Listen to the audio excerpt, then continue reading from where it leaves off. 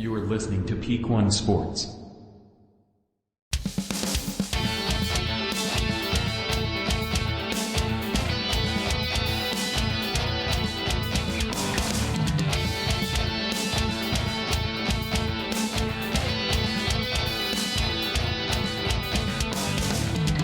Welcome to the Bungalow Fight Show. Back again for another week. Alexis, hello. How are you? Up. Doing good, man. Thanks for joining me, as always. We try to make this happen. It takes us a couple days to get things together, and you know what I mean? Alexis feels like he's got to do some homework. I never do homework. I just talk straight off of my dome, and sometimes that's why I have to do retractions, because I say things that aren't true or say things that I don't mean. But Alexis is well informed, and that's why I have him on the show. Another week of eventful UFC fights. Yes. Coming off of Grasso Shevchenko 2 at Noche UFC. I talked a little bit about it on the sports show. I just kind of went over, didn't go over anything, just mentioned that, it was a draw and things like that. And I don't know, there was a few high spots in this card for me. One being our girl Lupi Godinez. One being What the finish, man. Just we should have picked her to finish. Like a freaking bully beatdown, dude. Like, they should have thrown in the towel on. Elise Reed's corner should have thrown in the towel on that fight. It was so bad. It was bad. Like, you could have thrown in the towel after the first round, but definitely during the second. Like, it was it was not good. But Lupi Godinez is just a monster. Tracy Cortez came out, and even though we didn't pick her to win, she came out and freaking showed out big time. After, you know what, dude? We just need to fade Canada, man. Yeah, I guess that's the case, right? But yeah, Tracy Cortez came out, a bit long layoff, kind of showed that she's, she is who she said she is. Low spot, in my opinion, and I think yours too, is Kevin Holland. Even though just never fighting the fight he should fight, and we're tired of it. Yeah. My one thing on Kevin Holland, man, like I thought he won. I watched everything after the fact because I was at a concert, but like Kevin landed the crisper strikes. Jack was doing more of the physical work. Like he was like, marching forward. Right. He was missing a lot, but I don't know, like. Well, and his punches had more of a thud to it. Kevin Holland, he does hit hard when he connects, you know what I mean? But it just, in a fight that's that close, the guy who looks like he's landing the harder shots usually wins. And that's what happened. Yeah. And it shouldn't happen, because Kevin Holland should have taken him down and should have grappled him and probably would have choked him out. He did try to take him down, but then just like gave up after that. It was a half-hearted takedown attempt. You know what I mean? Like at this level, like why do you guys give up so much on like the first takedown? Like if you look at all those like top like chain wrestlers, like if that doesn't work, they go back to it again, or they stand up a little bit, set it up again, and then go after it again. Like eventually you're gonna get it. Yeah. Just like eventually you're gonna land that jab. And he Kevin Holland, even in a loss, has already called out his next opponent in Neil Magny, which that should be about if Kevin Holland fights like he has his last two fights fighting Neil Magny, that's gonna be about the most boring fight of all time. I think UFC probably releases Holland. God, dude, like all the potential in the world, but just always fights the exact opposite way you should fight against every fighter. Yeah. Like, it's just crazy, man. Like, but what are you going to do? And then the main event, obviously, was a controversial draw. Controversial 10-8 round in the final round. And, Grasso won that fight. It wasn't a draw. It was 2 rounds to 2 going into the fifth, and Grasso obviously won the fifth. It wasn't a 10-8, but she won. You know what I mean? So I get why people are upset about the 10-8. I don't get why people are upset about Shevchenko not winning, like as if if it was a 10-9 Grasso 5th round that Shevchenko should have won 3-2. I don't agree with that. I don't think you do either. No. So here's like the biggest thing. Like, I'm okay with the draw because I think it, and like watching it, I watched it like 3 times. Like watching it, it probably is the right call. Okay. But how they got there, right, was not it wasn't the correct judging. It wasn't the correct judging. Right, and everyone's talking about Mike Bell, but Sal D'Amato scored the 4th round for Shevchenko, which is insane. I don't understand how you cannot, how you can. Insane, right? So that's what I don't. It's people talk about the inconsistent judging, but it's like, dude, the inconsistent judging of the judges is bullshit. Because it's like, dude, the judges are inconsistent and make bad calls, and like the 10-8 should not have been a 10-8, and that judge is obviously misinformed at what constitutes a 10-8. But like you said, Sal D'Amato scored it for the 4th for Shevchenko, which is almost more egregious because Grasso clearly won the 4th round. And it's just one of the things where, like, I texted you this morning, Dana White already kind of announced a 3rd match, which is fine. You can't get mad at that after a huge. My guest co-host Daniel on this week's sports show, he doesn't watch UFC at all, but when I was talking about it and I was saying how I didn't really need to see a 3rd fight, and I still feel the same way. I don't think I need to see it. I'm not mad that it's happening. You know what I mean? But it's like, if it didn't happen, it also wouldn't piss me off. And he was like, well, shoot, after a huge upset victory and then a draw, you don't want to see it again? And I'm like, yes, in most cases, I would want to see it again. But this fight kind of went the way the first fight went if the first fight didn't end when it did. Where Shevchenko came out and her technical style was kind of winning her some points. Mm-hmm. But then as soon as she got hit with a hard shot, which Grasso has, is going to hit her with in every fight. You know what I mean? Like, as soon as Shevchenko got hit with the first hard shot is when the tide started turning. And Shevchenko lucked out and was saved by the bell during, that first submission attempt. Mm-hmm. And that was going to end just like the first fight ended if she wasn't saved by the bell. Yeah. And so she was saved by the bell. If that didn't happen, same result as the first fight. She was saved by the bell, so the fight kept continuing, and then she ended up with her, back taken again in the 5th round, in the same type of fashion. So I just see the same fight happening again for a 3rd time. Hopefully we don't get a draw, but I see Grasso either winning a decision or choking her out or, face crank, whatever you want to call it, taking her back and submitting her again, because obviously that is Shevchenko's Grasso kryptonite, because Grasso's game plan didn't change from the first fight. She just kind of looked a little bit better even. Yeah. You saw like the one takeaway is like Shevchenko was Shevchenko, but Grasso improved a lot more. Right. Exactly. Even within the second round with the knockdown, like she didn't do that in the first fight. Right. Exactly. She got through, but like got the knockdown.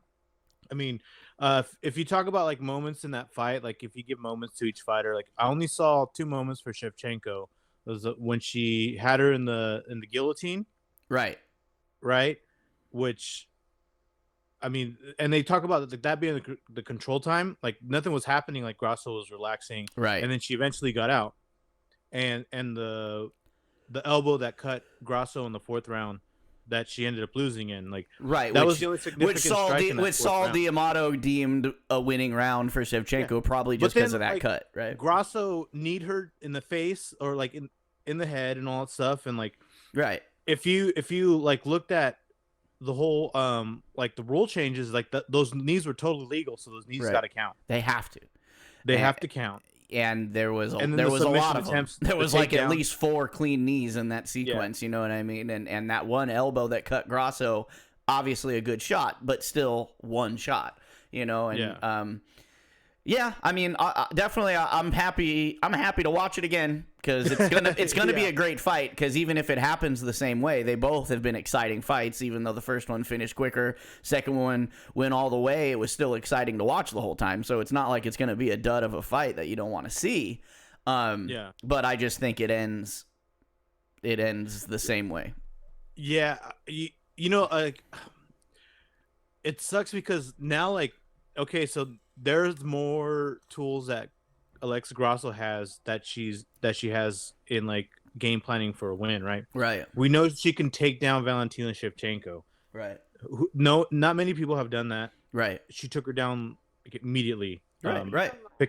So it's gonna favor Grasso.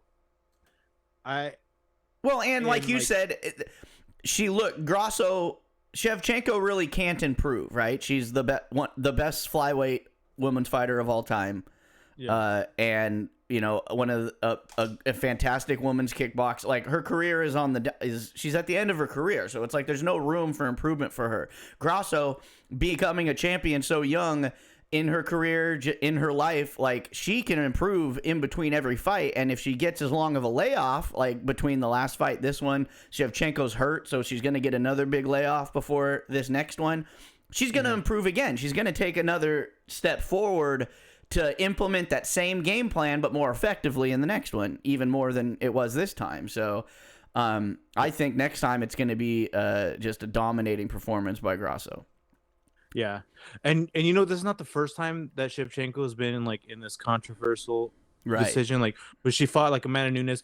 I feel like she won one of those fights. Yeah, I think the first one, right? The first one, I think she won. The first one, where she was like, where she like split open her calf from kicking. She's like, this is why I'm bleeding, because I kick hard. Like, right.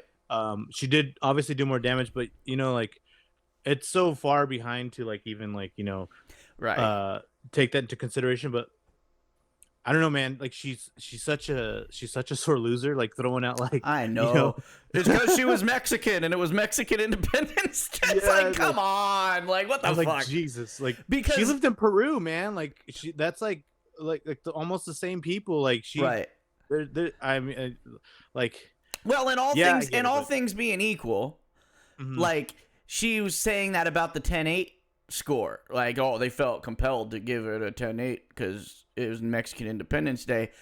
If that 10-8 was a 10-9, all things being equal, it should have been for Grasso anyways, and she would have lost. Like, so in a split decision. So it's just like Sal D'Amato obviously scored it for her, but in the eyes of most everybody, unless you're just a lot of people online, I feel like just take the taking the Shevchenko side or whatever fight it is where there's this controversial decision. They take it for clicks, they take it for views and shit like that, just to get people heated to like respond to them and like, no way. So hey, I didn't see anything from the ground like that was new from Shevchenko. Like it was mostly just trying to control her. Yeah. But yeah, like, dude. Putting Mike Bell and Sal D'Amato together in one fight, dude, is the worst. It can't do that again. And it's like, I mean, I know people have these arguments for referees in football and every other sport where referees can affect the outcome of the game sometimes with their calls or whatever. And there's like, these guys need to be held accountable. They need to have a press conference where you get to question them and blah, blah, blah, blah, blah. And it's just like, the fact remains that whether you get to question them about it or not, it's not going to change the outcome. Whether it's the football game and the pass interference call that ruined the whole thing that wasn't pass interference or was and wasn't called or whatever it is, or the judges, or it's not like they're going to go back and redo the game because you have a press conference and the guy explains to you why he made a shitty call or whatever. You know what I mean? So it's like, I don't get that whole side of it. It's like, we just need to get better judges. We get, and in referees and other sports and things like that, it's like, it is what it is. You're leaving it up to human judgment, and human error is part of human judgment. So it's just like, corruption is one thing, and just human error is another. We see it with refs and human error all the time. You know what I mean? So it's like, we saw it on the same card, with, right? Daniel Cerda and with Chirez, like, stopped it too early. Too early, yeah. So it's just it's one of those things where we just have to accept it at this point. You know what I mean? It's the same way that your team can lose a game in the NFL because of a non-call or whatever else, and you can blame the judges for the rest of your life for that one game, or the refs for the rest of your life on that one call. You can do the same thing in UFC and MMA and everything else. It's just part of sports. Like, unless you've got AI robots out there that are analyzing everything on a split-second basis, then we're going to have human error. Like, it's just, they still have humans calling balls and strikes in baseball. You know what I mean? It's just yeah, and it's so bad. I'm like, why don't they fix that? Well, there's, you know, I've talked about it on the sports show, is like they have AI umps in some minor leagues now that are calling balls and strikes. They have AI line judges in tennis that aren't official, but they're like testing them out and stuff like that. And it's just like, it's pretty much foolproof if you're talking about a strike zone or an out of bounds line. Yeah. But when it comes to fighting and like that Lacerda thing, like his arm goes limp and in a split second, it looks like he was out. You know what I mean? But that ref's job, rather than to see his arm go limp and call it, like every other ref, you're supposed to grab his arm and throw it in the air and see if he holds it up. You know what I mean? If you grab his arm and throw it in the air and it drops straight back down, you call it, and then he says, oh, I didn't. It's like, well, then that was your job. In the moment, it's not your job to put a thumbs up, but it's the ref's job to check, not just to see your arm go a little limp in a position where you're trying to relax your entire body, not to get, you know, so you don't get choked out. Yeah. But it's that his error wasn't stopping the fight. It was not checking before he stopped the fight. You know what I'm saying? So it's like, it is what it is. And that's just part of the sport. But, so yeah, that's all I got to say about that. I like one thing that I think could have happened right with the 10-8 was that Mike Bell forgot to give, like, and this is a question I have for judging. Like, once you mark who won the round, like, you can't go back. Like, right? Is it something that you can't go back? Is it like automated, this and that, or are you pen and paper? They still use those paper cards. You know what I mean? But they do it in the pen, Alexis.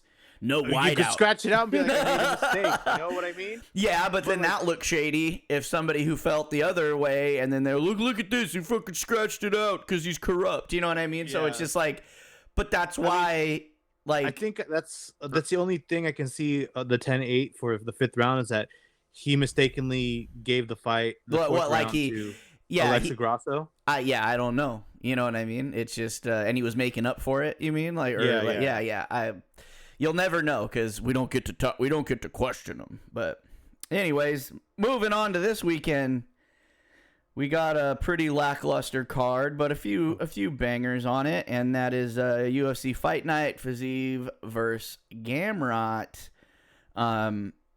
You know, obviously the main. Grab a charger real quick. Yeah, go for it. Go for it.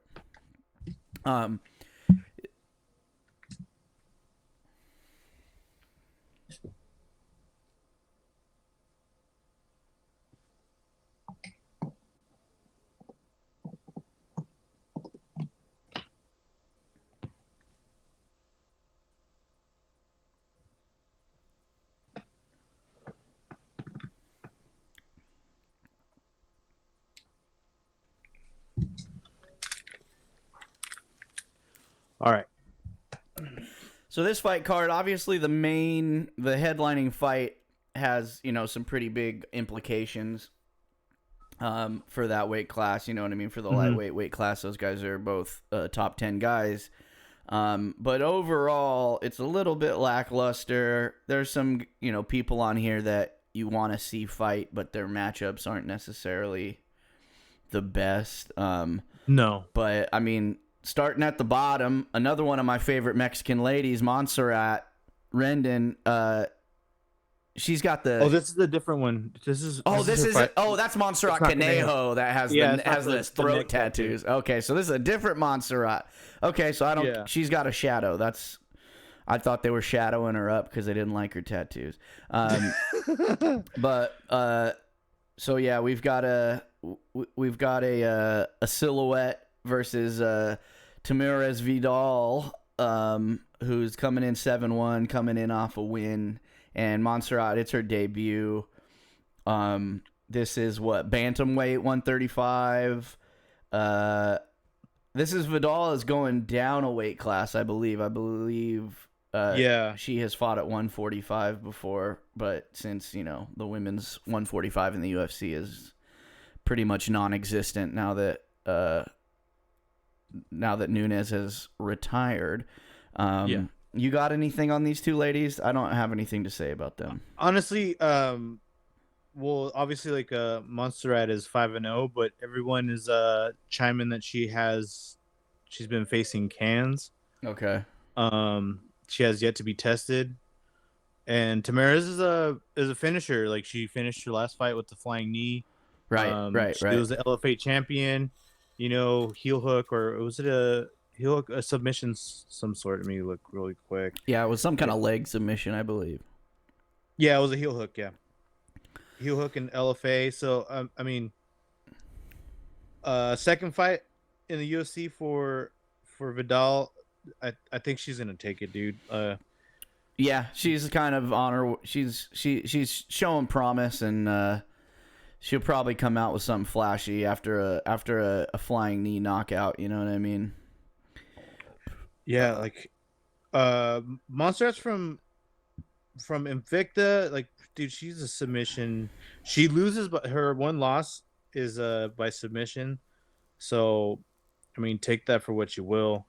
Right. This girl looks like she can be a lead star in a novella. Yeah. So, like, you know what I mean? Don't let those looks fool you. Like, yeah, Vidal all the way. It's just like this. Mexico is becoming the new Dagestan, dude. There's like multiple Mexican fighters on every card now, which is not a bad thing. We've talked before how it like goes in waves. It's like they find a new country and they just tap it until they can't pull any more fighters out of it, and then they move on to the next one. So Mexico's coming up big right now in the UFC.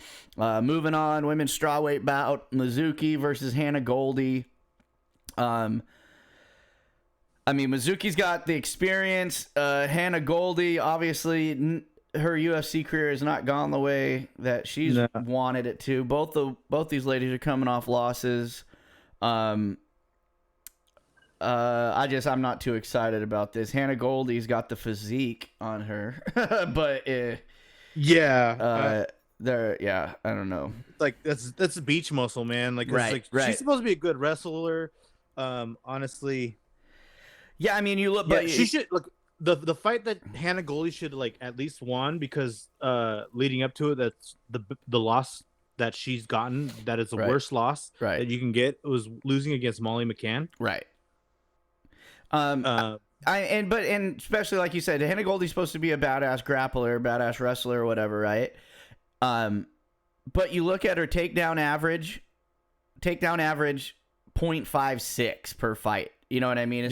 She's not going for it, and her accuracy in that 0.56 average is only 18%. So it's just not there. She's got a 55% defense. Mizuki coming in as a stand-up fighter, she hasn't taken any takedowns, but she's got a 66% takedown defense average. So it's like with Goldie's supposed grappling acumen and having the stats not show that, and then Mizuki's takedown defense, I think Mizuki knocks her out. Yeah. Is this fight because Mizuki is a strawweight fighter? Yeah. Is this fight? Is Hannah Goldie going down a weight class? She must, because this is marked as strawweight, and like you said, Mizuki is a strawweight, and it says women's strawweight bout. So Hannah Goldie must be her debut after getting. I need to look into this a little more. She's gonna have to get rid of some of those beach muscles to make 115. Yeah. But just off the top of my head, without Alexis looking into it before he makes our official picks, I'm going Mizuki on this one. Dude, Japan, like, she's not only just the striker, like, she has some wrestling in her Of course, and well, obviously, with over a 50% takedown defense, that means you're no slouch when it comes to grappling. That just means you like to stand up, and Hannah Goldie supposedly likes to grapple, but can't pull it off. So let's go Japan. I'm not even gonna look into this. I'm not. Well, here's our probably a guaranteed KO bet in this next one. Heavyweight bout: Muhammad Usman versus Jake Collier. Muhammad Usman's gonna take his head off, I'd imagine. He's obviously coming off a big, he's got 2 big KOs in a row. Yeah, with one with Junior Tafa and what's the other one? Junior Tafa was in Contender Series. I know that. Right, and then Jake Collier's coming off a loss, and he's never really blown anybody's hair back in that heavyweight division. So, I mean, it's kind of a no-brainer for me. Usman is winning the sexy body victory and the knockout victory. It's like the heheavyweight division isn't known for its like the best bodies in the UFC, but this is about as big of a mismatch in that area too. So you're gonna see a ripped guy beat the fuck out of a fat guy. Honestly, dude, Muhammad Usman is a striker. Here's where his weakness is on the ground, and Jake Collier has one submission win. Yeah. But you know what? Not a good takedown accuracy though. It's not impressive. Right. It's nothing like Julio Stoliarenko versus Molly McCann thing. No. It's not like I've seen this and it's slick, and no, it's just like there's a little chance, right? Here's something to look at though. I mean, obviously Usman only needs to land one punch, but in a striker versus kind of a guy that probably is going to want a grappling match, Jake Collier has a 5.8 landed per minute strike average, and Muhammad Usman isn't even at 1 per minute. Well, yeah, because he lands one big shot and the fight's over. Yeah, because if you look at the fight with Junior Tafa, in Contender Series, he was losing that fight, right? All the way up until the third round until he finished the fight, right? And but another thing that's alarming for Jake Collier is he has a 5 strikes per minute absorbed rate. Oh yeah, for sure. So that's a little alarming if you're going up against Usman and he only needs to land one. He's gonna land 5 apparently in the first minute. So if you go by the stats. I think Kamaru Usman's brother takes it too. Muhammad Kamaru Usman's brother Usman. That's his new nickname. So like, I just I think I don't know, Jake Collier. He only pops up, like he's not on the radar of the heavyweights. Like you see his name every once in a while. He lost to Budai. Budai's a better all around fighter over Jake Collier. Right. I like the fact that his name is a prototype because there's still little problems with the game plan, you know. But I think Usman by finish. If it or really boring decision, like both of these dudes are gonna get gassed, and it's gonna be. I may bet the mortgage on a Usman knockout though. I don't know if I can stop myself. All right. Interesting match in the middleweight bout: Jacob Malkoun versus Cody Brundage. I mean, again, no names that are really going to make anybody too excited. Where was this guy? Where was this guy for the Australia card, man? I know it's kind of interesting that so soon after we've gotten a few Australians on some fights after that Australia card, and it's like, why weren't these guys on that one? Brundage, I mean, they both have about the same takedown accuracy, except Malkoun is 7 takedown per fight guy. So if there's a grappling matchup, I think Malkoun's probably going to take this as far as just, being better in the grappling. But is this there was one that is it this guy? Fuck.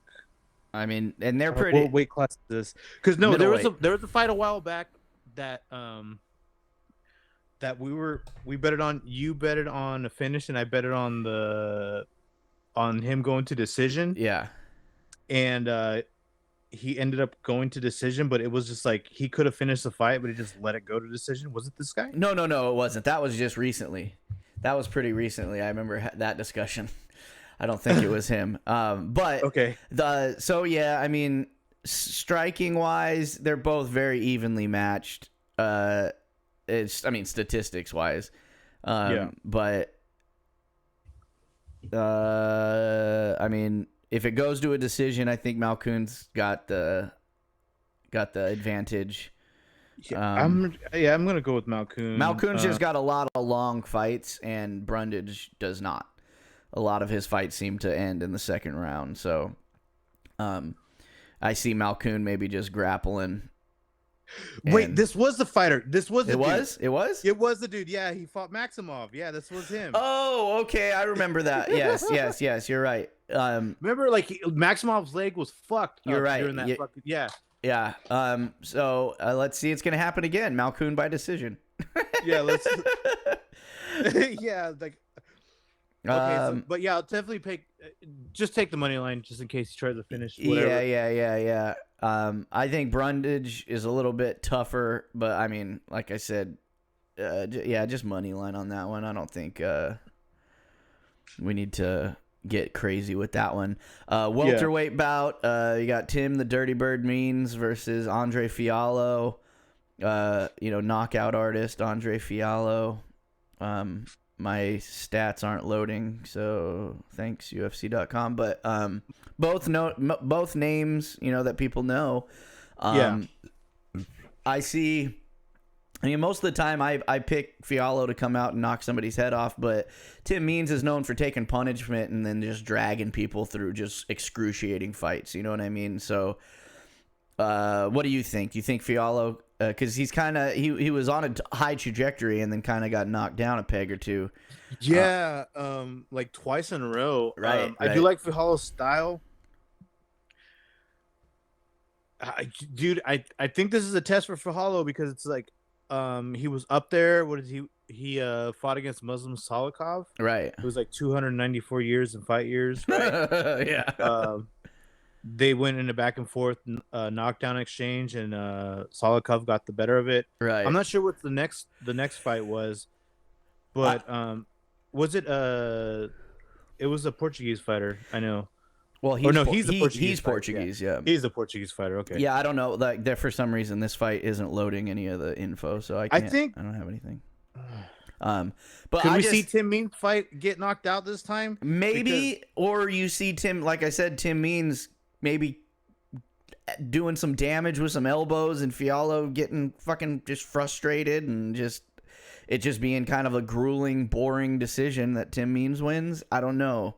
Or Tim Means gets his head knocked off. I don't know. The fact that Tim Means is probably going to be a dog in this fight makes me want to take him because it's a guy like Fiallo who either wants to get in a Rock'em Sock'em Robots fight with you, and then, like I said, the last time he did that, he came out, getting knocked out. So I don't think he does that again. And that's, but Tim Means can withstand that punishment. Yeah. You know what I mean? So, yeah, I'm going with Tim Means, like double the wins, double the losses. Like, dude, he has 2 of Andre Fiallo's records, like under his belt. Right.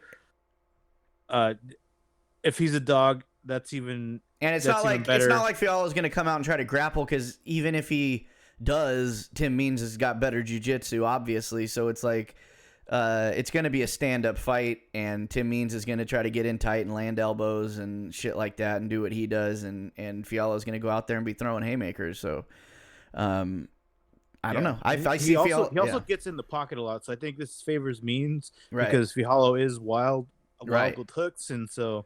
Means can land. A very good inside fighter. Land short elbows.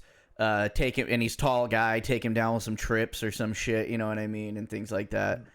Let's see if Tim Means does like what's his name? God damn it, we were talking about him. He's always the new guy, fucking smasher. What weight class? It's such an easy name. Fuck. This is we're getting too old to remember all these goddamn names. And because UFC doesn't load the damn fight history, so. But I'm going Tim Means on this one. Yeah, Tim Means. The name will come. I'll text you later, and we'll be so mad about it. Yeah. All right. Featured bout on the prelims, ESPN Plus. Bantamweight bout, Dan Argueta versus Miles Johns. Dude, nothing's fucking loading anymore. Maybe it's my internet. Anyways, you got all the info there. Yeah. Jackson Wink, Dan Argueta. Dude, unanimous. He lost to Damon Jackson. This is his third fight in the UFC for Argueta. If I go look at Miles Johns, 13-2 versus 9-1. Miles Johns has been in the UFC for a while, so I don't know much about these two. Like they haven't. Well, obviously Argueta's like his second fight in the UFC. Yeah. Miles Johns hasn't had the fight where it made me look at him on the radar. But I think like just looking at the training camps, Jackson Willink, he could definitely be a rising prospect from the Jackson camp. Yeah. So I guess we'll just go off of that. Yeah, I'm not a big... Miles Johns hasn't really impressed me as much. He's one of those guys coming out the gate. He was supposed to have some impressive fights, and it just hasn't really panned out. Moving on to the main card, featherweight bout, Ricardo Ramos versus Charles Jourdain. One of those Canadians I have a hard time fading, but I just want to fade Canada lately. Yeah, dude. What is it? Charles Jourdain's last win against Kron, who didn't throw punches. Right. Obviously, Ricardo Ramos is not going to do that. Is not just going to try to grapple. Right. I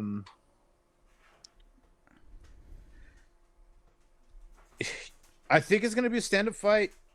But I think Ramos edges Jourdain. Jourdain's crisp, but the brawling aspect of Ramos. I mean, we have to we got to fade Canada. It's our and watch he wins. It's our duty to fade Canada right now. Duty. But yeah, it's gonna come out and we're gonna be screwed. It always backfires. Anytime we'll leave this one off the slate. You know, Alexis and I we're so loyal that we keep trying to give these guys chances, and then by the time we decide to fade them, then it's too late, and then they start winning again. We fade them at the wrong times. We're just, I guess, we're just a couple of suckers, dude. But honestly, taking Kron Gracie over Charles Jourdain, like we're like Charles Jourdain's not that good, but then Kron just goes up and doesn't throw anything. What's gonna happen in a fight when you going against someone who's at least decent at striking? Yeah, that's that's kind of the rub right there. Is it's all about matchups, and obviously that Kron Gracie matchup was very favorable for Charles Jourdain, at least that night. Yeah. Moving on, welterweight bout, Brian Battle versus AJ Fletcher. We're noted Brian Battle fans. So I think just at first glance, I'll take Battle in this one. But any thoughts about AJ Fletcher and what he can do against him? They're both coming off wins. They're both 10-2. What do we got here? Brian Battle's got the height and reach on him, and so AJ Fletcher's going to come out and probably try to grapple, I'd imagine. Yeah, AJ does have the wrestling background, but so does Brian Battle. Right. And they're both pretty even in the strike statistics and things like that, and what they like to do. I just think Brian Battle's he's one of those guys that's kind of just on his way up, and I think he climbs past AJ Fletcher in this one. Matthew Semmelsberger, who's like a guy who's like, is this his name? Something happened to your audio, dude. Oh no, that's his. Oh, there we go. It's good now. No, Matthew Semmelsberger's a vet, right? And yeah, well, not really much of a vet, but he lost to him. He lost to Angelusa, who we saw destroy Reese McKee on UFC Paris. Angelusa's a bad motherfucker, dude. Yeah, that should have gotten a fucking stoppage, but whatever. Yeah. Well, and that's the thing. You know what I mean? That's the problem with those freaking finish bets. Is like Ange Lucia, that should have been a finish, but he just didn't go for it. But that's the ref was all. We need the Frenchman to survive. That's in the past. But yeah, I'm going Brian Battle over AJ. Yeah, Fletcher. Brian Battle has the wrestling. He has the wrestling defense, and he has the striking. He has knockout abilities, which we've seen lately. Right. So, yeah, Brian Battle. This should be a walk in the park for Brian Battle, Brian or at least Battle. a one-sided decision. Yeah, I'm with you on that one. All right, moving on. Women's strawweight bout: Marina Rodriguez versus the Karate Hottie Michelle Waterston Gomez. I don't like that she added that. Just be Waterston. Why you got to add that in there? You can be whatever you want on your driver's license, but in the fight world, you're Michelle Waterston. I'm just messing. But she is old, so they're both coming off losses though. So I mean, obviously, it's just her name that's got her this high up on the card at this point because they're both on a little bit of downturns. Waterston, not much. I don't see there's much more improvement. Yeah, Marina Rodriguez is blowing your hair back. No, but Michelle Waterston's just old, and I just see the old lady getting whooped on and she might retire after this one. Who knows? Bryce Mitchell versus Dan Ige. Obviously, Bryce Mitchell is a great grappler, but I just see Dan Ige probably knocking him out. Yeah, dude. Bryce Mitchell having problems with the spouses and all that stuff. Yeah, he's got a lot going on in his head, and then he's just not a good stand-up fighter. And Dan Ige is a fantastic stand-up fighter, and you got to get somebody down to tap him out. So I think Dan Ige knocks him out. Yeah, I'll go with Dan Ige as well. Yeah, all right. Not to rush the end of this show, but let's get to the main event. Lightweight bout. Rafael Fiziev versus Gamrot. Fiziev, obviously a great striker. Gamrot, decent striker, good grappler. I mean, Gamrot's definitely got the experience. The guy's got 22 wins. Fiziev, they're both coming off losses, right? Gamrot's coming off a win, and Fiziev's coming off that loss to Gaethje. Yeah. How do you see this one going?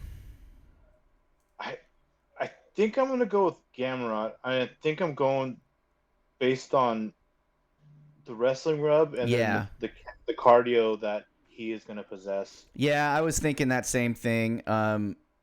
Fiziev's gonna try to turn it into a stand-up firefight. Gamrot's gonna out grapple him. And I was listening to Jorge Masvidal on an interview, and out of all the fighters he could have picked, of fighters that he's really excited to watch, it's Mateusz Gamrot. So yeah. I was like, all right, there's got to be something about him.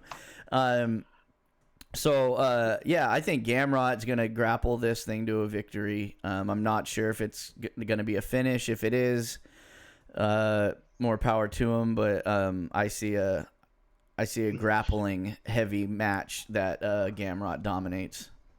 Yeah, I see a first round where Fiziev kind of like has a little success. Land some shots and stuff, yeah. Yeah, I'd see like once it gets to the halfway point of the first round, we're going to see Gamrot take over.